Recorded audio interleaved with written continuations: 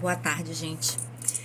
Então, hoje eu não sei como é que vai estar direitinho a internet, então, por via das dúvidas, fazer um resumo aqui da nossa aula, visto que é um tema muito importante e a gente já pode deixar um resuminho aí da nossa aula garantido na internet para vocês, ok? Gravado. Então, nós vamos falar hoje sobre os princípios do direito penal. E os princípios do direito penal, vou fazer esse resumo, vou deixar aí na aula um resumo para vocês, basta seguir. Fiquem com o resumo que eu vou deixar para vocês e vamos seguir esse resumo e vai dar tudo certo, ok? Toda resposta que você for dar em concurso, baseada nos princípios do direito penal, é uma resposta que vai ter um valor a mais, um valor agregado. Isso você pode ter certeza, ok? Princípio do direito penal. Princípio, ele vai sempre dar a ideia de início, né, de valor. Ele vai estar ali dando a ideia de premissa, de fundamento, né, de alicerce. É realmente os princípios que alicerçam o direito penal. Os princípios é a origem do direito penal, ok? Inspiram, então, o que os princípios do direito penal eles vão fazer? Eles vão inspirar tanto a criação quanto à aplicação do direito penal. Toda vez que forem criar as leis, eles vão se basear nos princípios do direito penal e o aplicador, aquele que vai colocar em prática o direito penal, ele também tem que levar em conta os princípios. Então, o princípio ele vai ajudar nessa interpretação do caso concreto. Quando nós vamos visualizar os casos, por exemplo, na delegacia que são apresentados, a gente tem que visualizar o caso concreto para ver se ele não cai em nenhum princípio do direito penal, como, por exemplo, o princípio da insignificância, né? Às vezes, cai no contexto do tipo penal, mas não se enquadra o caso concreto, ele cai no princípio da insignificância. Então, não vai ser aplicado naquele caso concreto, não vai ser enquadrado, sai do caso concreto, aquele caso concreto, a aplicação da lei penal, porque visualizou-se ali, por exemplo, o princípio da insignificância. Okay? Então, ele nos ajuda, os aplicadores do direito, a análise da vida real, ok? Então, o princípio é tudo. Daí a importância, gente, de você conhecer os princípios do direito penal, ok? Os princípios atingem tanto o legislador, nós já falamos, né? Quando você vai criar uma lei, quanto o aplicador do direito. E eles antecedem as normas penais, ou seja, eles antecedem as leis. Não quer dizer que não existam alguns princípios que já estejam nas leis. Tanto eles podem estar já contidos nas leis e alguns não estarem consagrados nas leis. Não quer dizer que deixem ou não de ser princípios, ok? Então, nós temos alguns princípios já contidos nas normas jurídicas e outros que não estão contidos nas normas jurídicas, mas não deixam de ser princípios, ok? Não deixam de ser aceitos pelo direito penal.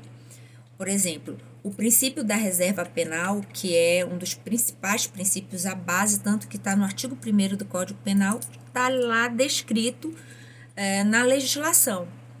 Enquanto o princípio da insignificância, que é totalmente aceito pelo Supremo Tribunal Federal, ele não está descrito em lei, mas não deixa de ser um princípio e ser totalmente aceito pelo nosso direito penal pátrio, ok? Vamos lá. O princípio, ele justifica a criação da lei. Quando você viola um princípio, é muito mais grave do que violar a própria lei, porque o princípio, como nós já dissemos, é a base, ok? A lei especifica, ela individualiza ela é individualizadora, ok? Enquanto o princípio, ele é geral, ele é genérico, ele atinge todo o sistema jurídico. Por isso, ele é mais grave quando ele é violado, ok? Finalidade dos princípios. Quando você for inquirido numa prova, qual é a finalidade dos princípios? Nunca esqueça, a finalidade dos princípios é de orientação. O princípio tem como finalidade orientar tanto o legislador quanto o aplicador do direito. E sempre no sentido de limitar o poder punitivo do Estado.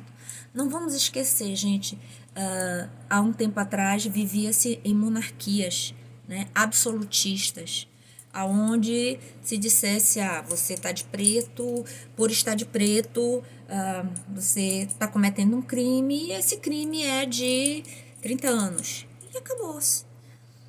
E o Estado sou eu e pronto. Então, talvez para nós que vivamos há muito tempo nas democracias, isso não é tão emblemático, né? Mas para uma sociedade absolutista, monárquica, foi ponto basilar para essa mudança de paradigmas, para essa segurança jurídica de você ter realmente limitado o poder punitivo do Estado, para poder voltar a questão de mudança de paradigmas, aí a burguesia poder trabalhar e realmente mudar essa mudança histórica, ok? Espécies, vamos lá, princípios em espécies. Então, nós vamos começar a falar sobre espécies dos princípios. E aí, estudando os principais princípios, vai ficar mais fácil de nós identificarmos. Vamos dar destaque aqui, claro, para o princípio da reserva legal, né? Ou da estrita legalidade. Ele está logo no artigo número 1 do Código Penal. Vamos dar destaque para ele. Então, não há crime sem lei anterior que o defina, nem pena sem prévia culminação legal. Nesse artigo, nós já temos dois princípios, o da reserva legal e da anterioridade, né, da lei. Vamos logo destacar o princípio da reserva legal, ok? Se revogarem esse artigo, a gente pode dizer que deixa de existir esse princípio? Não, com certeza não. Primeiro, porque o princípio da reserva legal, ele também está contido na nossa Constituição. No artigo 5º, né, inciso 39, nós já vimos que nesse inciso, na própria Constituição, está contido. Mas, além da nossa Constituição, nós sabemos que é princípio. Independente de estar contido na legislação expressamente ou não, o princípio pode estar na lei ou não, princípio é princípio, ok? E por estar na nossa Constituição e no artigo 5º, nós sabemos que o artigo 5º, gente, é cláusula pétrea, ou seja, faz parte do núcleo intangível, imutável da nossa Constituição. É direito fundamental do ser humano, ok? Origem histórica do princípio da reserva legal.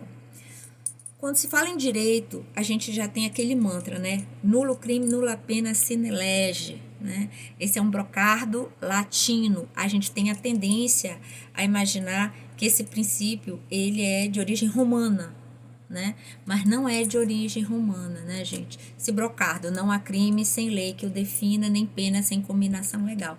Então, a gente tem a impressão que esse princípio, ele é romano, mas ele não é de origem romana, ok? A lei é fonte exclusiva para a criação de crime e culminar pena, ok? A lei penal é fonte formal imediata do direito penal, ok? Só o direito penal, ele só pode ser criado por lei penal. Mas a origem histórica do princípio da reserva legal é de origem inglesa. A origem histórica remonta 1215, com a Magna Carta do rei João Sem Terra, né? Também não foi muito por questões honrosas, né? Na verdade, era para não perder ali o poder. Ele constituiu ali a questão da reserva legal, ok? Quais são os fundamentos do princípio da reserva legal? Coloquei aí no material de vocês, vamos seguir o material. Nós temos aí 3 fundamentos: fundamento jurídico, fundamento político e o fundamento popular. Fundamento jurídico é a taxatividade, a certeza e a determinação. Isso é muito importante para a segurança jurídica, né? Então, vamos ver aí o resumo que eu fiz para vocês aí no material.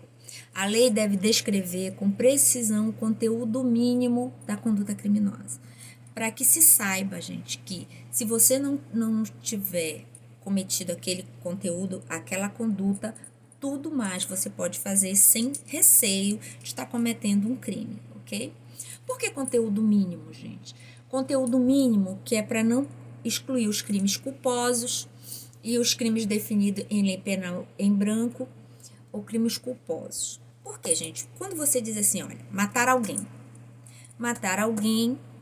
tirar a vida de alguém. Se matar alguém é você não matar um animal, ok? Mas de forma culposa. Tem várias maneiras de matar alguém de forma culposa, né? Então, não é um crime totalmente fechado. Para você não excluir os crimes culposos, né, você tem que colocar aí conteúdo mínimo. Senão você ia ter que dizer todas as formas culposas de matar alguém. Mas não se preocupe que no decorrer da matéria nós vamos especificar, ok? Leis penais em branco. Gente, tem leis penais que precisam de outras leis para ser complementadas, ok? Por exemplo, leis que versem sobre as drogas. Nós precisamos existe uma lista que vem descrevendo as drogas, né? Quais são os tipos de drogas ilícitas. E cada dia aparece uma droga sintética diferenciada, a Anvisa coloca na lista uma possível droga nova. E a lei não poderia toda vez vir discorrendo uma droga nova. Então, é necessário ter uma lista à parte. Então, essa lei é complementada por uma lista à parte. Por isso que são leis penais em branco que são complementadas por uma norma à parte, ok? Mas isso a gente vai... mais tarde nós vamos complementar. Então, tá aí uma descrição complementar no material de vocês. Lei penal em branco precisa de uma complementação. Eu coloquei aí a lei de drogas, o artigo, tá? Só para você não esquecer. Tipos penais abertos, norma penal incompleta, precisa de um complemento valorativo do operador do direito no caso concreto. Okay? O crime culposo aí precisa de uma valoração para o operador do direito vai valorar se houve imprudência, negligência ou imperícia, ok? O desdobramento lógico da reserva legal. Para o desdobramento lógico da reserva legal, ou seja, qual é a lógica? É que devido à reserva legal seja proibido, né, a analogia em mala parte, ou seja, para prejudicar o réu. Se eu venho para proteger o cidadão do arbítrio do Estado, eu não posso punir por analogia, né, ok? Em mala parte, ou seja, para prejudicar o réu, pegar um caso similar para punir o cidadão. Então, dessa forma, por causa da reserva legal, eu não posso punir ninguém por analogia, em mala parte, né?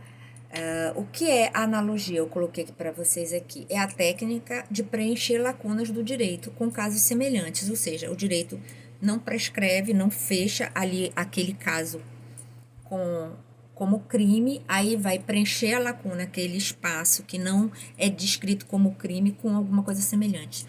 Para punir? Não pode. Okay? Apenas para beneficiar. Pode ser usada analogia no direito penal? Até pode, mas só para beneficiar. Ok? Fundamento político da reserva legal. Qual é o fundamento político que justifique a reserva penal? É a proteção do indivíduo contra o arbítrio do Estado. Okay? Para isso foi criada a reserva legal. Para isso é que só se pode punir alguém, só se pode criar um crime através de uma lei que tenha percorrido toda a formalidade para sua criação, ok? Justamente para proteger o cidadão desse arbítrio do Estado. Hoje está consagrado, mas antes, como eu falei para vocês, coloquei aqui no material, os reis criavam seu belo arbítrio, né?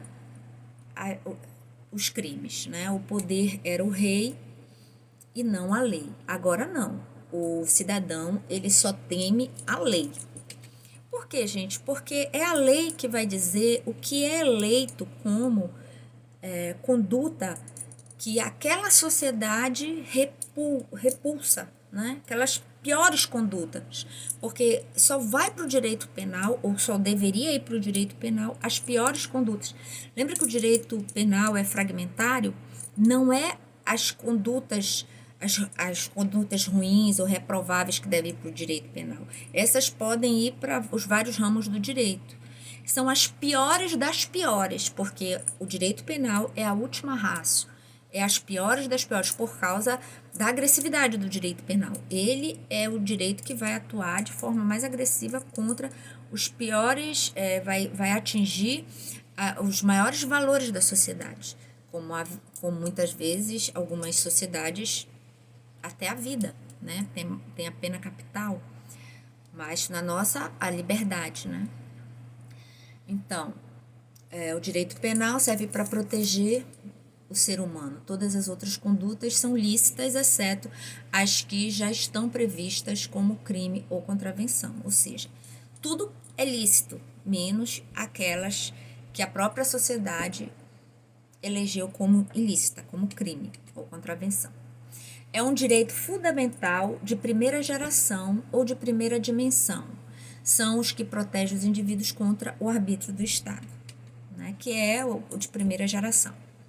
A palavra geração subtende que as passadas foram superadas. Agora, eles não estão mais usando primeira geração, já estão dizendo dimensão, que já dá a ideia que as anteriores já dialogam, porque geração parece que uma superou a outra, mas dimensão já dá a ideia que uma geração está dialogando com a outra, né? Fortalecendo a outra. Fundamento popular. O STF, ele fala na chamada dimensão democrática do princípio da reserva legal. Qual é a dimensão democrática? O STF fala que os crimes e as penas só podem ser criados por lei.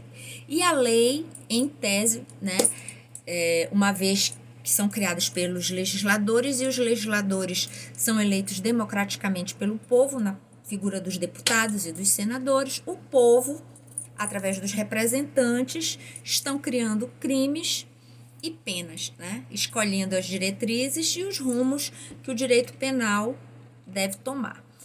Na teoria isso é bonito, né? Denominação, então, na teoria isso aí é bonito, deveria representar realmente a postura do que o povo quer, né?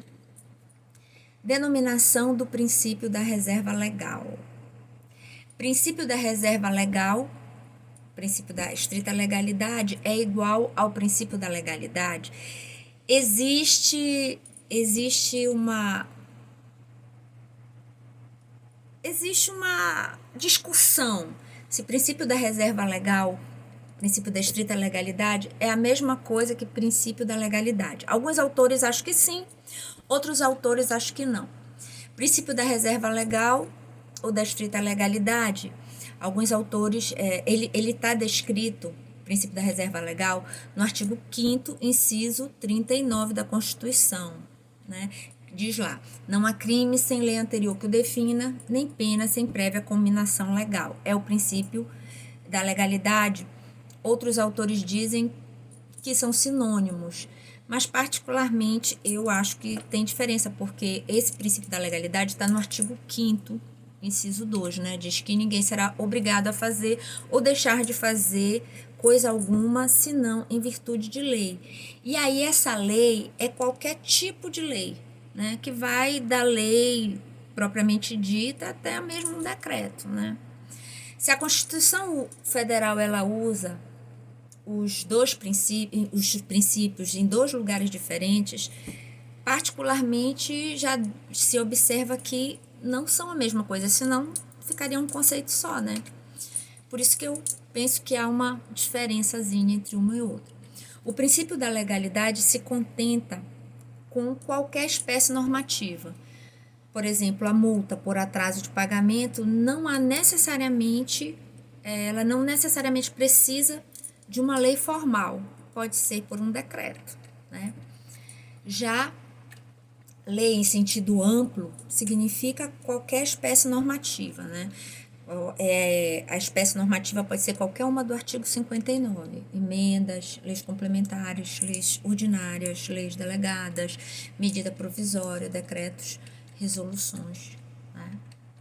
Tanto que quando havia aquela questão da proibição de fumar, elas eram feitas por decretos do prefeito. E quando chegavam os questionamentos, não tinha problema, porque poderia sim ser por decreto de prefeito, né? Porque ninguém é obrigado a fazer ou deixar de fazer nenhuma coisa em virtude de lei, mas não vinculava a lei em sentido estrito, podia ser qualquer tipo de lei, né? Já o princípio da reserva legal, ela exige lei em sentido formal e material. É o caso de um crime. Para você criar um crime, culminar uma pena, precisa de lei em sentido formal e material. Lei em sentido formal é aquela que tem que ser criada por um processo legislativo constitucionalmente admitido, né? Passar por todas aquelas fases, né? E lei em sentido material que versa sobre matéria constitucionalmente reservada para a lei, que é a criação, por exemplo, de um crime, né? O crime não pode ser criado por decreto, o crime só pode ser criado por lei.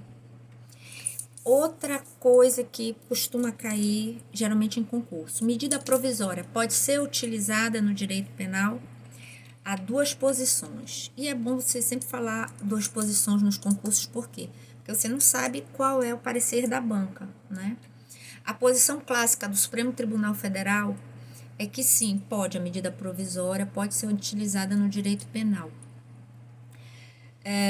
Mas só no caso para beneficiar o réu. E a gente viu isso no Estatuto do Desarmamento, que por medida provisória foi feito várias prorrogações para o prazo de entrega de armas. Várias vezes foi prorrogado esse prazo. A segunda posição é da Constituição, né? Em 2001 foi modificada a Constituição Federal pela Emenda Constitucional 32, que disse literalmente no artigo 62, parágrafo 1º, inciso 1, a linha B, né? Expressamente disse que não pode ser utilizada no direito penal a medida provisória.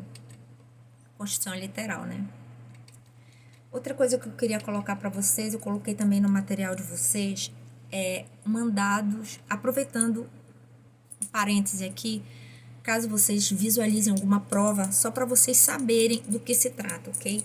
Mandados de criminalização ou mandados constitucionais de criminalização. Se vier mandados constitucionais de criminalização, é mais fácil de vocês mentalizarem, de vocês puxarem na mente, porque é um mandado da própria Constituição para criminalizar, para criar crimes em relação à matéria. E é justamente isso. São ordens emitidas pela Constituição Federal ao legislador ordinário para criminalizar determinados comportamentos ou condutas. A Constituição dá uma ordem para que eles criminalizem, né? O legislador não tem discricionalidade alguma, ele tem que fazer. Deixou a ordem. Não estipulou, às vezes, um prazo, mas deixou a ordem. São ordens que podem ser expressas ou tácitas, mas tem uma ordem ali da própria Constituição. Ok? Então, ordens expressas, quando o legislador deixa realmente escrito na lei, está expresso para essa determinação.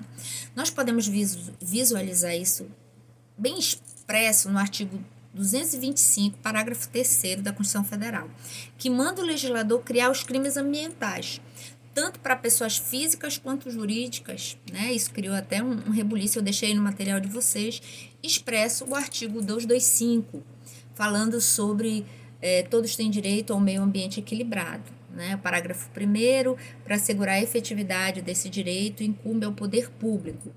Aí aqui no parágrafo 3º, as condutas e atividades consideradas lesivas ao meio ambiente sujeitarão os infratores, pessoas físicas ou jurídicas, a sanções penais e administrativas, sanções penais, ou seja, está expressamente falando que vai haver crimes ambientais, ok? E aqui ele também pode ser tácitos, né? Ordem não expressas pela Constituição Federal, mas extraída de uma interpretação sistemática global da Constituição Federal. Aí a gente vai ver, por exemplo, o combate à corrupção no poder público. Quando você lê, né, o artigo 37 da Constituição Federal, falando sobre os princípios da administração pública, legalidade, impessoalidade, moralidade, publicidade e eficiência, você vislumbra o famoso LIMP, né, que a Constituição dá um empurrão aí para que o legislador realmente venha a legislar contra a corrupção no poder público. E aí realmente nós vemos que foram feitas várias leis contra a corrupção.